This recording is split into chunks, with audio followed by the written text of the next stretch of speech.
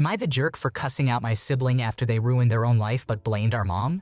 Hey guys, I'm sorry this is a long one, but you really need to understand everything to it. This story involves my sister, who we will call Violet, and my mom. My sister is in her 20s with 5 kids and 4 baby fathers. She would get with these men, then cheat on them, get pregnant, and leave her current boyfriend to live with the guy she cheated on.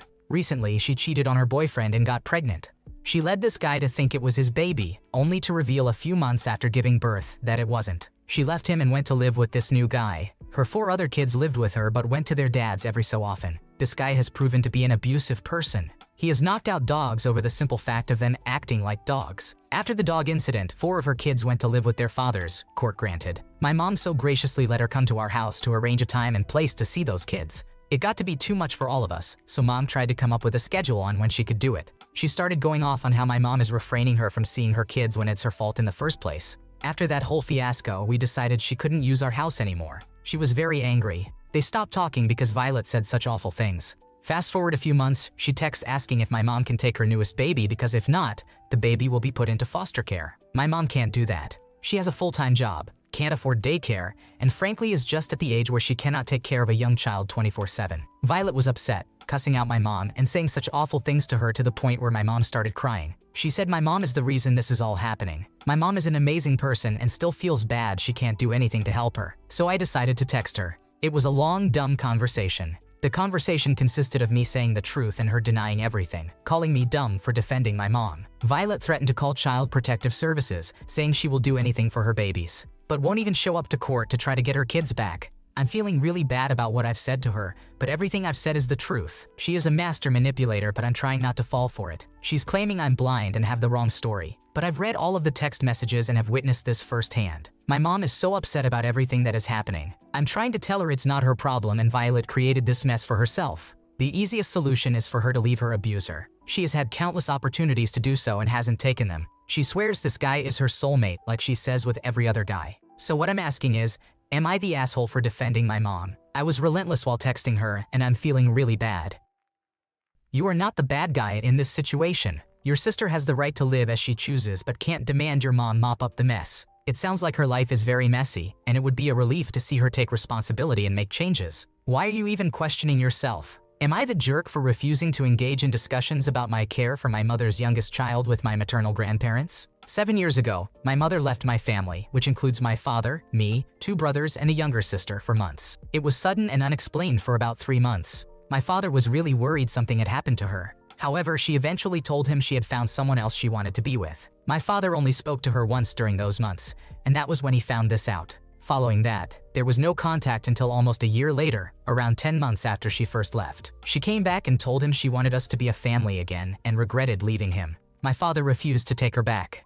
My mother then went missing in action for another 2 months. She returned and told us she had originally left because she got pregnant with someone else's child and didn't want us to know. Once she realized my father wouldn't take her back regardless, she decided to take her child back from whoever had been caring for him and told us all about him. My parents' divorce was messy. My father had to do a DNA test on the child, who was not his son. He also had to legally sever parental responsibility because he and my mother were married, which made him the de facto father. My mother tried to put him on the birth certificate, but she had the child under her maiden name, so it was a complicated situation. Eventually, my father severed any rights or responsibilities and never interacted with my mother's son or agreed to be responsible for him. I am now a 20-year-old female, and my siblings are a 17-year-old male, a 15-year-old male, and a 14-year-old female. We did not have a relationship with our mother after she left our family. We also do not have a relationship with her youngest child and only saw him once, very briefly, when he was a baby. My mother left again, leaving her youngest behind. His father is unknown, and DNA tests did not identify him. My maternal grandparents were denied the opportunity to take him. My father was asked if he would take him, and he said no. Then I was asked, and I also said no. The child went to a foster family. This happened 4 months ago.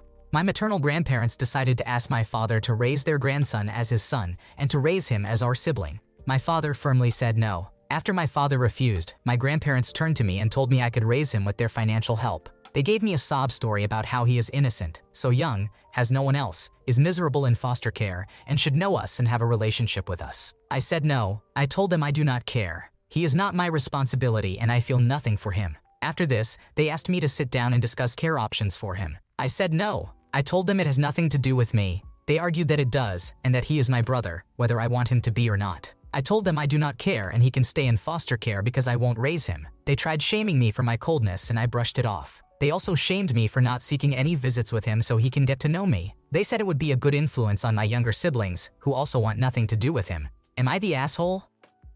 You handled things appropriately. Yes, your mother's youngest child is innocent, but he's not your responsibility. Stick to your boundaries and inform your siblings about what's going on, because one of them is almost 18. It's tragic that this kid's mother abandoned him, but that doesn't make him your responsibility. Do what you can for your siblings. You're all going through a lot. Am I the jerk for asking my parents if they will contribute money for flights to visit for the holidays? My parents are moving to a neighboring state this summer, from California to Arizona. They currently live about a 1-hour drive from where my partner and I live. I would like to visit my parents this year for Christmas. My partner is supportive and would be joining too. His parents live in the same area as we do, so we plan to split the holidays and spend Thanksgiving with his family locally. My parents are moving away to be closer to my mother's father, who is currently living independently but is aging and will eventually need assistance in the next few years. My grandfather used to live in the same area as my parents but moved away several years ago to seek independence, and because he disagrees with the political climate of the previous state he lived in. He and my parents are very conservative.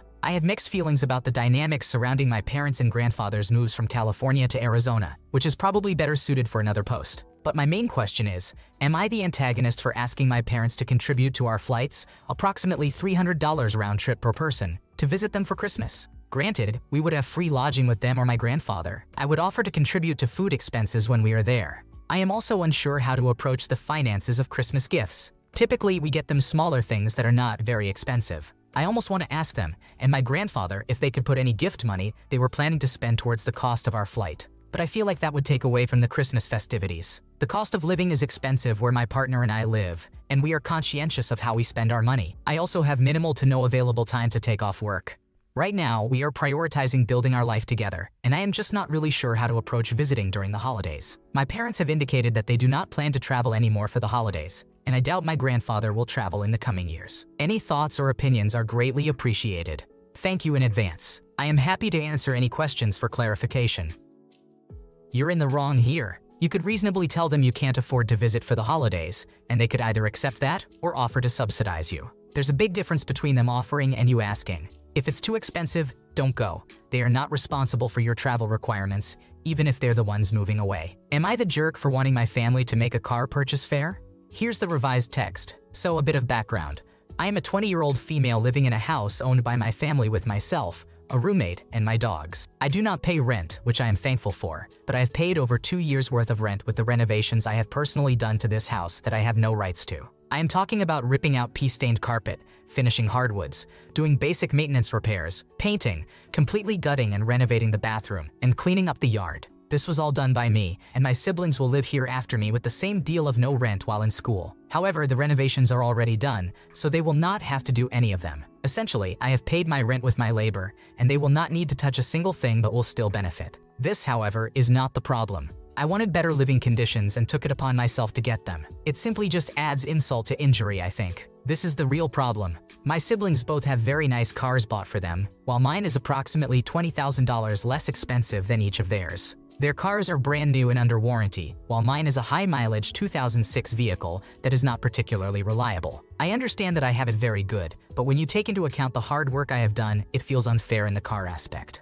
It kinda stung seeing them get these new cars, but I let it go until I reached a bit of a hard place in my life. I need a new hobby, and I want a fun car that I could cruise around in and take photos of. I have a few friends in the car scene who told me I should pretty up my 2006 vehicle to cheer myself up, which I love the idea of, but I cannot justify dumping money into a car that keeps breaking down. That is what sparked this idea, along with knowing it might be possible to have my family cushion the blow of a new car purchase. My siblings' cars are both completely paid for, but I feel entitled asking for the same. I've been saving up, working as many hours as I can possibly muster, while also balancing classwork to pay for it. I really want this car and think it would cheer me up, but I do not want to come off as entitled. If they did agree, I would still pay for a large chunk of it. I do not want to trade in my 2006 vehicle so I can keep it as a daily dog car. I just feel that maybe it should be made fair price-wise. Would I be the asshole if I asked for it to be made fair?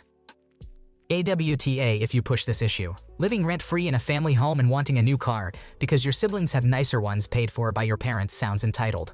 Your parents have already done a lot for you, providing a house and a car. Take a step back and appreciate what you have instead of focusing on what you think you're missing. Am I the jerk for not putting money towards my mom's birthday party? I, a 30-year-old female, have two sisters, one older, who is 37 years old, and one younger, who is 28 years old. We are all close and get along well most of the time, except for occasional conflicts. It is our mother's big birthday this year. We had been discussing having a birthday party for her, and I assumed we needed to finalize the details. I love a celebration and always want everyone to have a good time. I will admit I am atypical when it comes to these things. I would prefer to exert myself, and sometimes my sisters, to ensure the person being celebrated feels great. I also love making decorations. My boyfriend is a DJ, and I bake in my free time. When we plan parties, I take on 90% of the planning and organizing. I always ask my sisters to help, but they often say they are too busy. On the rare occasion they offer some input or want to provide something, it always gets used. I am on a low income and we live in a really expensive city, so I make the most of what we have. When it comes to food or setup, I arrive hours beforehand to make sure everything looks good, and I cook finger foods and the cakes.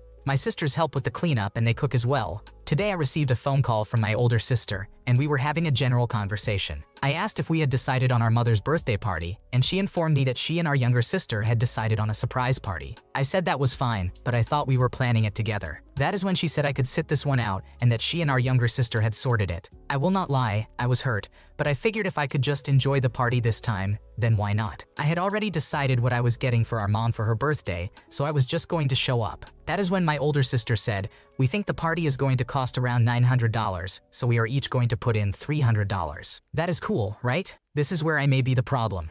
I said, "Well, I am not planning it. Why am I paying?" My older sister got quiet on the phone and made an excuse to end the conversation. I am now getting messages from both sisters saying I am a problem. They argue that I put so much effort into other celebrations and that $300 is not a lot to ask. They also still want me to help set up and for my boyfriend to DJ, but I think it would be nice to just attend the party for once and not have to worry about the cost or preparation. I am happy to help with the teardown and make the cake and finger foods, but they want to pay a friend of theirs to cater. I feel really conflicted. I want my mom to have a good party, but I also feel really hurt that I have been shunted to the side. I feel like a problem and my mental health is not great, so I feel like I might be overreacting. Am I the problem?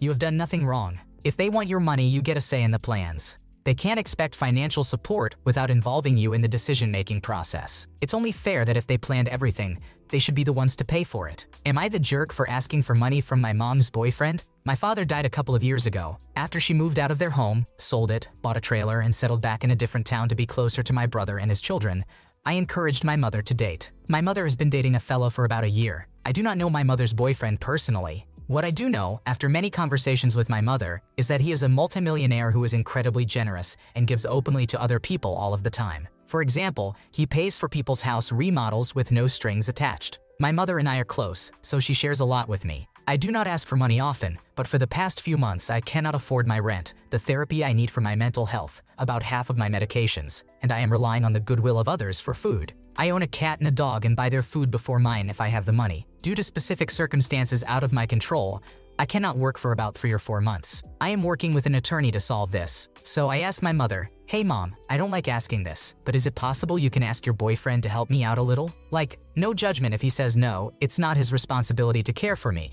but I would really appreciate you asking him." No, I can't do that. Because I think it's wrong to ask people for money. I have more pride than that. Mom, I appreciate that maybe you wouldn't feel proud about it, but this isn't really about you, it is about me. You know how difficult I am struggling right now. I have personally had to ask for money every single day for the past 2 months just to make ends meet. I don't feel good about that. If I could work, I would, but I can't.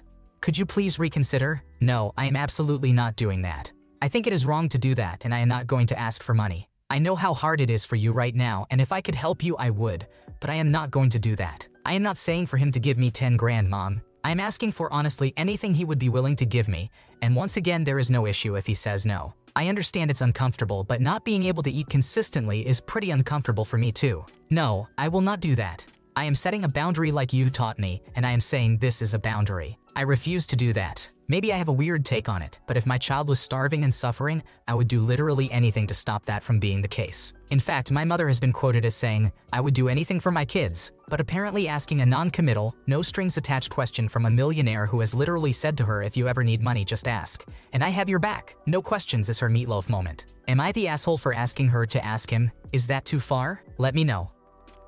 Your behavior wasn't right. Asking your mom's new boyfriend for money just because you think he's loaded is really not cool. If you have pets and can't afford to feed them, it may be time to find a new home for them. Consider getting a roommate, selling stuff you don't need, or looking into assistance programs first. Thanks for watching. When you subscribe, make sure to hit the bell to turn on notifications so you never miss a video. To finish listening to all the stories, check out the playlist in the description.